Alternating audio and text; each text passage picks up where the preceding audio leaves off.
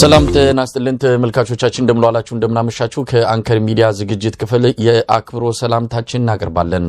በአማራ ክልል በተለይም በሰሜን ወሎና በደቡብ ወሎ ከፍተኛ አውደ ውጊያዎች መደረጋቸው ተገለጸ። የአማራ ፋኖ ብሔራዊ ንቅናቄ ሚኒሊክዝ በተለያዩ ቀጠናዎች ከአገዛዙ ሰራዊት ጋር ውጊያ ማድረጉን ነው ያገኘነው መረጃ የሚያመለክተው። በዛሬው ዝግጅታችን የተለያዩ መረጃዎችን ወደናንተ እናደርሳለን። በወለጋ የሚንቀሳቀሱ ፋኖችን በተመለከተ አንዳንድ ሐሳቦች እየተነሱ ነው። በግራና በቀኝ እየተባለው ያሉትን እንደዚሁ በውይይታችን የምንመለከተው ይሆናል። አብራችሁን በመቆይ ዝግጅታችን ተከታተሉ ምንጋብዘው። እኔ መሳይ መኮንን ከዚህ ከዋሽንግተን ዲሲ ከጋዜጠኛ ሙልጌታ አንበርብር ጋር በመሆን ነው። አብራችሁን ቆዩ።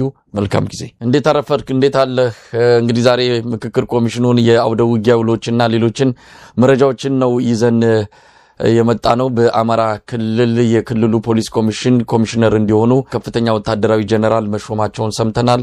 ከዚህ ቀደም በኦሮሚያ ክልል እንዲሁም በአዲስ አበባ ከተማ አስተዳደር ፖሊስ ጀነራል መኮንኖች በኃላፊነት እንዲመሯቸው የተሰጡ መሆናቸውን እናስታውሳለን። እንዲህ አይነቱ ነገር ምንን ያመለክታል በሚልም በሰፊው ተወያይተናል። ካንተ ጋር እናነሳዋለን። ሌሎች ጉዳዮችም አሉን። እንግዲህ ፕሮፌሰር መስፍን አራያ የምክክር ኮሚሽኑ ዋና ኮሚሽነር እዚህ አሜሪካ ይገኛሉ። አሜሪካ የመጡበትንም ምክንያት በተመለከተ አንከር ሚዲያ አንድ ዜና በሰበር አቅርቦ ነበረ።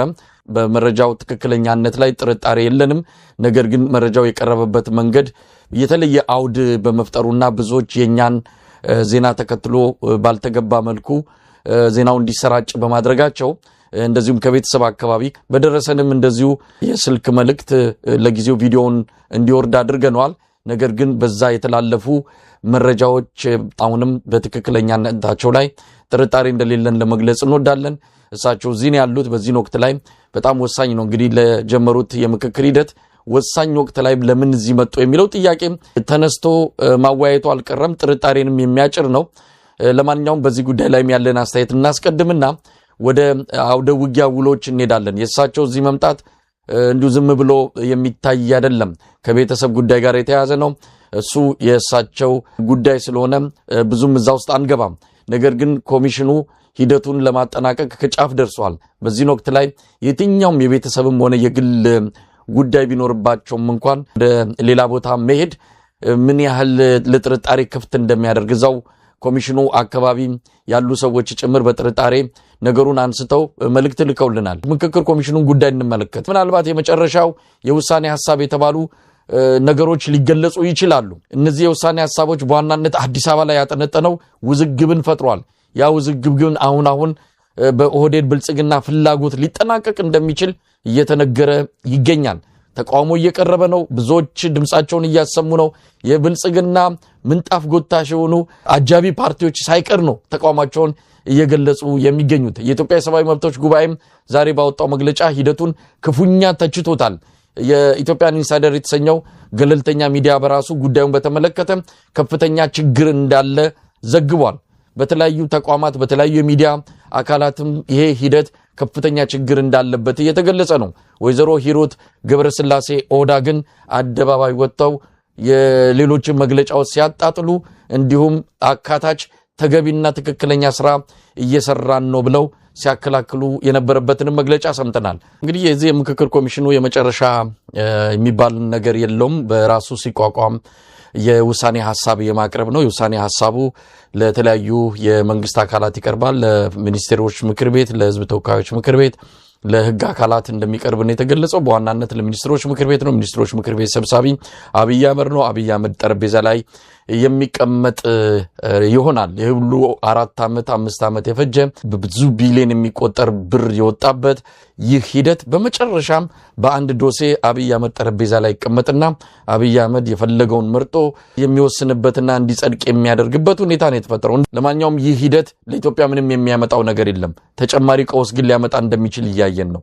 ተጨማሪ አለመግባባቶች ኢትዮጵያ ላይ በእንቅርት ላይ ጆሮ ደግፍ እንዲሆን ባለው ቀውስ ላይ ሌላ ተጨማሪ ቀውስ የሚጋብዝ እንደሚሆን በግልጽ እያየን ነው። በሌሎች ሀገራት የምክክር ኮሚሽን ሲቋቋም ችግርን ለመፍታት መፍትሄ ለማምጣት ታስቦ የሚካሄድ ቢሆንም ኢትዮጵያ ውስጥ ግን ችግር ለማዋለድ ቀውስ ለማዋለድ በሚል የተቋቋመ ኮሚሽን ሆኖ ነው እየታየ ያለው። ለማንኛውም ነገ የተለየ ነገር እንጠብቃለን ወይ? ኦህዴድ ብልጽግና ምን ሊያደርግ ይችላል? አይኑን ጨፍኖ የ83 ብሔረሰቦችን 100 ሚሊዮን ኢትዮጵያውያንን የ6 ሚሊዮን የአዲስ አበባን ህዝብ ፍላጎት በሙሉ ደፍልቆ ለአንድ ጠባብ ብሔርተኛ ቡድን ፍላጎት ማስፈጸሚያ አድርጎ ይህንን ኮሚሽን ፋይሉን ይዘጋዋል ወይስ የመጣውን ሙቀትና ግለት አይቶ ግድለም ይሄ ነገር እኛንም አደጋው ስለሚከተን ለጊዜው እንተው ብለው በይደር ያቆዩታል? ወደ ሌሎቹ መረጃዎች እንሂድ። ምናልባት ከአማራ ክልል አውደ ውጊያዎች ጋር በተያያዘ አንተ ጋር የሚገኙትን አካፍለን። ወሎ ላይ ብዙ ውጊያዎች ተካሂደዋል ዛሬ። ምናልባትም ይሄም እየተነጋገርን እያለንም በአንዳንድ ቦታዎች ላይ እንደቀጠለን የሰማነው። እስቲ ምን አለ በአማራ ክልል? አመሰግናለሁ መሳይ። በወሎ ከፍተኛ ውጊያ እየተካሄደ የሚገኘው በደቡብ ወሎና ሰሜን ወሎ በተለያዩ ግንባሮች በተካሄዱ የተቀናጁ ጥቃቶች አገዛዙ ሰራዊት ላይ ከፍተኛ ኪሳራ ማድረሱን የአፋብን አንደኛ ምኒልክ ዕዝ በዛሬው ዕለት አስታውቋል። እንግዲህ በተለይ በተለያዩ ወረዳዎችና የጦር ግንባሮች በመድፍና በድሮን ታግዞ የተንቀሳቀሰው የአገዛዙ ሰራዊት ክፉኛ በመምታት ከፍተኛ ሰብአዊና ቁሳዊ ኪሳራ ማድረሱን ነው የተረጋገጠው። እንግዲህ ከዕዙ ሚዲያና ኮሙኒኬሽን መምሪያ ባገኘ ነው ይፋዊ መረጃ መሰረት በደቡብ ወሎ ዞን ተንታ ወረዳ የ101ኛ ኮር አባላት ባካሄዱት ውጊያ ከ30 በላይ የአገዛዙ ሰራዊት አባላት ሲደመሰሱ ከ40 በላይ የሚሆኑት ደግሞ መቁሰላቸው ተረጋግጧል። በውጊያው በርካታ የነፍስ ወከፍና የቡድን መሳሪያዎች በፋኖች የገቡ ሲሆን ጥቃቱን መቋቋም ያቃተው የአገዛዙ ጦር ከነሙሉ ትጥቁ እጁን መስጠት መጀመሩ ሰራዊቱ በንጹሃን አርሶ አደሮች መኖሪያ ቤቶች ላይ የመድፍ ጥቃት በመፈጸም ቤቶችንም አቃጥሎ ነው የተገለጸ የሚገኘው። በተመሳሳይ በደቡብ ወሎ ዞን መቅደላና አልቡኮ ወረዳዎች የ14ኛና 15ኛ ኮር የተቀናጀ አሃዶች በወሰዱት ደማቅ ድል ማስመዝገባቸው ተሰምቷል። መቅደላ ወረዳ ማሻ ከተማ በተካሄደ ጥቃት ከተማዋና ገዢ ቦታዎች በፋኖ ቁጥጥር ስር የዋሉ ሲሆን ከ45 በላይ የአገዛዙ ኃይል አባላት መደምሰሳቸው ተሰምቷል። ከ25 በላይ ክላሽንኮቭ መሳሪያ፣ 15 ኤፍ1 ቦምቦችና በርካታ ተተኳሾችን በፋኖ እጅ መግባታቸው ተገልጿል። በአልቡኮ ወረዳ ፋርሲ ተራራ መሽጎ የነበረው የአገዛዙ አድማ ብተና ኃይል ላይ የ143ኛ ክፍለ ጦር ባደረገው ጥቃት የሻምበል መሪውን እና የዘመቻ ኃላፊውን ጨምሮ 15 አባላት ሲደመሰሱ ከ30 በላይ ደግሞ የሚሆኑት መቁሰላቸው ታውቋል። በሌላ በኩል በሰሜን ወሎ ዞን አሁን ተገኝ ወረዳ አዜትበር፣ ወልዲያ፣ መርጦ፣ ስሪንቃና ጋሸና አቅጣጫዎች ተንቀሳቅሶ የነበረው የአገዛዙ 16ኛና 31ኛ ክፍለ ጦር በ12ኛ ኮርና 16ኛ ኮር እንዲሁም ደግሞ ልዩ ዘመቻ የተቀናጀ ውጊያ ማድረግ በተለይ በተርፌ ኮርታ፣ ጠጠር መቀሚያ፣ ድልበት፣ ሚካኤል፣ ላም ድንጋይና ኩቤ ተራራዎች አካባቢዎች ላይ ለሁለት ቀናት ዘለቀለ አስጨራሽ ውጊያ ሰራዊቱ በከፍተኛ ሁኔታ በተለይ አገዛዙ ሰራዊት መቁሰሉ ታውቋል። መደምሰሱም ተገልጿል። አገዛዙ በፋኖ የደረሰበትን ሽንፈት ንጹሃንን ማዕከል ያደረገ ጥቃት እንደፈጸመ ተሰምቷል። እንግዲህ ይህን መረጃ ያጋራን የህዝብ ግንኙነት መረጃ ነው። እንዳጠቃላይ መረጃውን ስንመለከተው በተለይ በነሐሴ 12 2018 ዓ.ም በአፋብን አንደኛ ምኒልክ ዕዝ የተከናወኑትን ተከታታይ ውጊያ ውሎች መሰረት በማድረግ ከ90 በላይ በተንታ ወረዳ 30፣ በመቅደላ ማሻ ከተማ 45፣ በአልብኮ ፋርሲ ተራራ የሻምበል መሪውና ዘመቻ ኃላፊውን ጨምሮ 15 ወደ አጠቃላይ ወደ 90 በላይ የአገዛዙ ኃይል ተደምስሷል። የተማረከ ሰራዊት እንግዲህ በአገዛዙ አባላት ከነሙሉ ትጥቃቸው ወደ ፋኖ መቀላቀላቸው ተሰምቷል። እንግዲህ በርካታ ክላሽ ወደ ፋኖ ገብቷል። በርካታ ቦምብ ገብቷል። አብዛኛው ሰራዊት በተለይ ከፋኖ ጋር አንዋጋም በሚል ወደ ፋኖ እየገቡ ነው የሚገኘው። ማሻ ከተማ በፋኖ ቁጥጥር ስር ውላለች። ማሻ ከተማ ስትራቴጂ ከተማ ነች። ወደ ተንታ ወረዳ ወደ አጅባር ወደሚባሉት አቅጣጫዎች መንቀሳቀሻ ቦታ ነች። እሺ ቦታ በቁጥጥር ስር መዋሏ ከስትራቴጂክ ቦታ አኳያ ትልቅ ጥቅም እንዳላት በግልጽ ማስቀመጥ ያስፈልጋል። በሰሜን ጦርነትም ጊዜ ሌችን ቀጠና ተቆጣጥሮ አገዛዙ ከህወሓት የሚሰነዘርበትን ጥቃት ለመከላከል ከፍተኛ ሲያደርግበት የነበረ ቦታ ነው። በግንባር በኩል ያሉት መረጃዎች እነዚህ ይመስላሉ። በሸዋ ቀጠናም እንደዚሁ የአደረጃጀት ስራዎች፣ የህዝባዊ ውይይቶች በሰፊው የተሰሩ ይገኛሉ። በቴዎድሮስ ዝም እንደዚሁ ተመሳሳይ እዚህ ላይ አንድ መረጃ ለአድማጭ ተመልካቾቻችን ማጋራት ያስፈልጋል። ከዚህ በፊት የአማራ ፋኖ ብሔራዊ ንቅናቄ ወሎ ቤት አማራ ምኒልክ ዕዝ እያልን ነበር ስንጠራ የነበረው። አሁን ግን እየመጣ ካለው በተለይ ከጥምረቱም ከአደረጃጀቱም ጋር አኳያ አደረጃጀቶቹ አዳዲስ ስያሜ እየወሰዱ ያለበት ሁኔታ አለ። ከዚህ በኋላ የጎጃም፣ የጎንደር፣ የሸዋ እና የወለጋ የሚል መረጃ ማንሰማበት ሁኔታ እየተፈጠረ ይገኛል። ሙሉጌታ የትብብሩን ጉዳይ በተመለከተ እንግዲህ ሰሞኑንም ስንገናኝ ስለ ትብብሩ በስፋት አንስተናል። ነገሮች ገፋ እያሉ መጥተዋል። ከትላንት ዛሬ በደንብ ወደፊት የሚመጡ ነገሮች እንዳሉ አንዳንድ ምልክቶችን እያየን ነው።